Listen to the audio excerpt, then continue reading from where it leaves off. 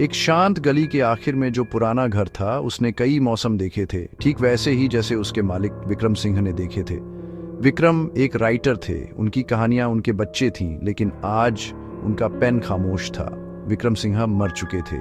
यह खबर कम्युनिटी में फैल गई। एक राइटर अपने ही स्टडी में बेजान पाए गए। कमरा अस्त व्यस्त था, किताबें बिखरी हुई थीं, एक ग्लास उलटा पड़ा था। एक जिंदगी अचानक खत्म हो गई थी। पुलिस आई।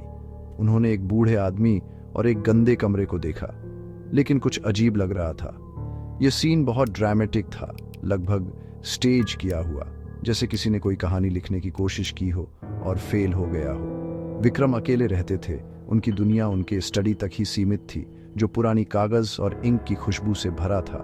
पड़ोसी उन्हें शांत कहते थे, विचारों में खोए हुए एक ऐसा आदमी जिसकी जिंदगी एक बंद किताब थी। अब किसी ने उसे हमेशा के लिए जबरदस्ती बंद कर दिया था, सिर्फ सवाल छोड़कर। स्टडी को क्राइम सीन के तौर पर सील कर दिया गया। हर चीज एक संभावित सुराग बन गई। ऑफिसर्स ने फिंगरप्रिंट्स, हथियार, जबरदस्ती घुसने के निशान ढूंढे। कुछ भी साफ नहीं मिला। यह एक साफ सुथरा काम था, बहुत ज्यादा साफ, जैसे किलर एक भूत की तरह गायब हो गया हो। घर में खामोशी बहुत गहरी थी। एक कहानी की खामोशी जो बीच वाक्य में रुक गई हो, एक पेन की खामोशी जो फिर कभी नहीं लिखेगा। असली रहस्य तो अभी शुरू हुआ था। विक्रम के स्टडी की तलाशी बहुत बारीकी से की गई। एक बंद अलमारी में उन्हें कागजों का एक मोटा बंडल मिला, एक मैन्यूस्क्रिप्ट जिसका टाइटल था the shadow in the mirror. Vikram का नया नोवेल, जिसे बनाने में 2 साल लगे थे।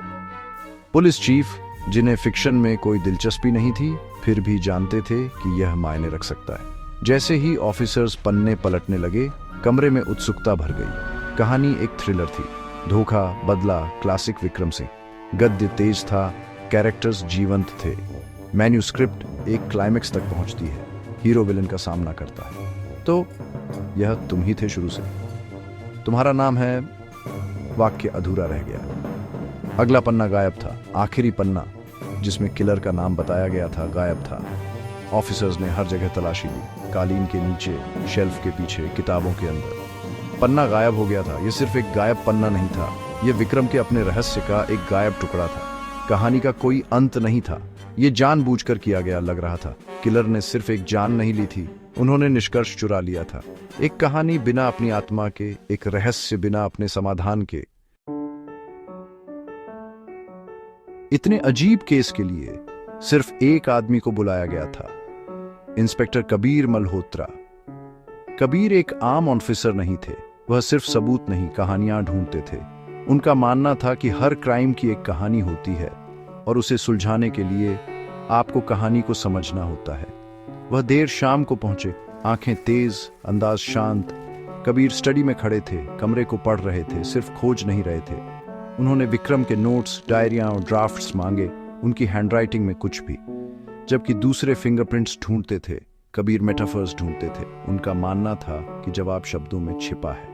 कबीर विक्रम के स्टडी में बैठ गए, राइटर की अपनी कुर्सी पर। वह विक्रम के नजरिए से दुनिया को देखना चाहते थे। वह अब सिर्फ एक इन्वेस्टिगेटर नहीं थे, वह एक रीडर थे, कहानी के असली अंत की तलाश में। कबीर ने विक्रम के पब्लिश्ड नॉवेल्स से शुरू किया, पैटर्न्स की तलाश में। उन्होंने राइटर के दिमाग का मैप बनाया, उनके साहित्यिक कोड को सीखा। अनपब्लिश्ड ड्राफ्ट्स में उन्होंने विक्रम की प्रक्रिया देखी, कैरेक्टर्स का विकास, प्लॉट्स का उलझना। विक्रम द्वंद्व से ग्रस्त थे, डार्क साइड वाले हीरो, अच्छाई के पल वाले विलेन। कैरेक्टर्स हमेशा ग्रे शेड्स में होते थे, उनकी स्टाइल की पहचान। कबीर ने the shadow in the mirror के ड्राफ्ट्स की तुलना की, बदलावों पर ध्यान दिया। प्रोटेगनिस्ट आर्यन फाइनल वर्जन में नरम था, लेकिन शुरुआती ड्राफ्ट्स में ज्यादा डार्क था। यह बदलाव क्यों? जितना कबीर गहराई में गए, उतना ही वह विक्रम की तरह सोचने लगे। उन्हें एहसास हुआ कि गायब आखिरी पन्ना ही कुंजी थी, सिर्फ कहानी के लिए नहीं, बल्कि मर्डर के लिए भी। किलर ने सिर्फ समाधान नहीं हटाया था, उन्होंने कहानी का अर्थ मिटा दिया था। कबीर विक्रम की आखिरी कहानी के असली अंत की तलाश कर रहे थे। यह सफलता एक शुरुआती ड्राफ्ट में एक लिखी हुई नोट से मिली। आईना झूठ नहीं बोलता, परछाई खुद होती है। कबीर को एहसास हुआ आईने में परछाई एक प्रतिबिंब थी, कोई अलग इकाई नहीं। उन्होंने मैन्यूस्क्रिप्ट को फिर से पढ़ा, आर्यन पर ध्यान केंद्रित किया। आर्यन हीरो में खामियां थी, हमेशा सही जगह पर, बहुत कुछ जानने वाला, दूसरों को मैनिपुलेट करने वाला। विक्रम ने आर्यन को नरम नहीं किया था, उन्होंने उसकी डार्कनेस को खुलेआम छिपाया था। आर्यन का वर्णन करने वाली भाषा सोची समझी, सटीक थी, शिकारी जैसी। यह पैटर्न विक्रम के अन्य नॉवेल्स के विलेंस से मेल खाता था। गायब पन्ना किसी छोटे कैरेक्टर के बारे में कोई ट्विस्ट नहीं था, यह हीरो को मॉन्स्टर के रूप में प्रकट करने के लिए था। आर्यन ही किलर था, खुद का शिकार कर रहा था। The shadow in the mirror उसका अपना प्रतिबिंब था। विक्रम की मास्टरपीस वीरता के पीछे की बुराई की एक मनोवैज्ञानिक खोज थी। इस अंतर्दृष्टि के साथ कबीर की जांच बदल गई। विक्रम की जिंदगी में आर्यन कौन था, छिपा हुआ पहलू वाला भरोसेमंद हीरो कौन था? कबीर की टीम ने रिश्तेदारों, दोस्तों, पब्लिशर को देखा। एक शख्स अलग दिखता था, रोहन, विक्रम का प्रोटैग, उसका परछाई।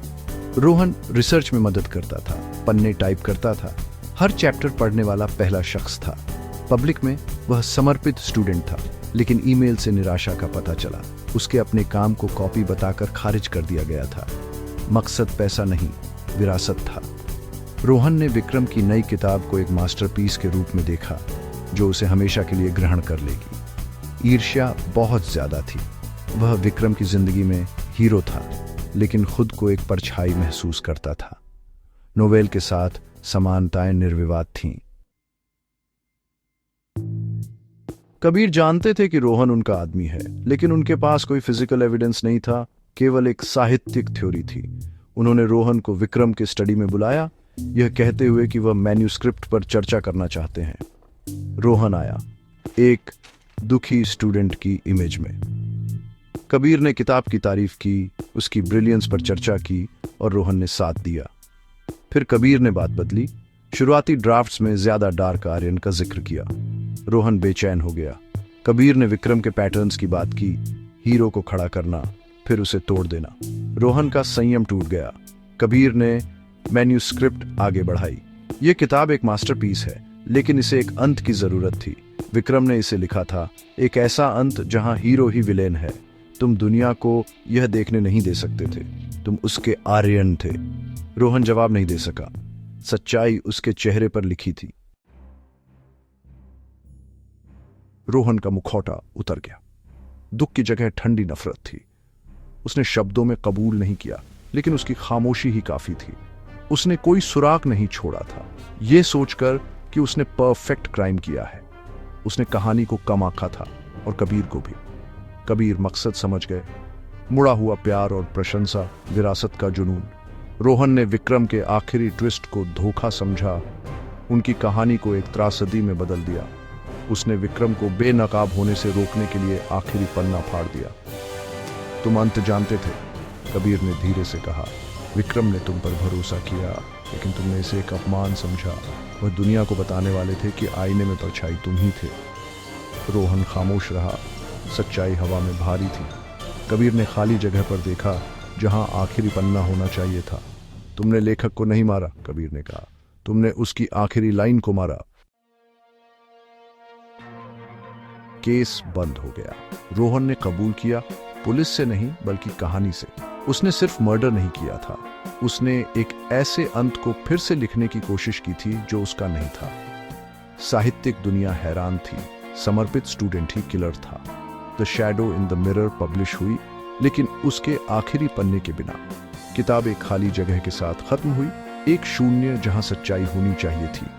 यह एक सनसनी बन गई। रीडर्स सालों तक अंत पर बहस करते रहे। अधूरी नोवेल विक्रम की सबसे बड़ी विरासत बन गई, एक कहानी जो अपने गायब निष्कर्ष के लिए मशहूर हुई। कबीर अक्सर इस केस के बारे में सोचते थे, इसने उन्हें बदल दिया। कुछ कहानियां हाँ खून से लिखी जाती हैं, इंक से नहीं। सबसे महत्वपूर्ण सुराग लाइनों के बीच मिलते हैं। पुराना घर बिक गया, लेकिन स्टडी एक लीजेंड बन गया। एक ऐसी जगह जहां एक लेखक की जिंदगी और कहानी एक हो गई। गायब पन्ना कभी नहीं मिला, वह सिर्फ कबीर के दिमाग और रोहन के कबूलनामे में मौजूद था। यह एक अलिखित अंत की गूंज थी, एक आखिरी लाइन इतनी शक्तिशाली कि उसने एक आदमी की जान ले ली। पेन की खामोशी आखिरकार समझ आ गई।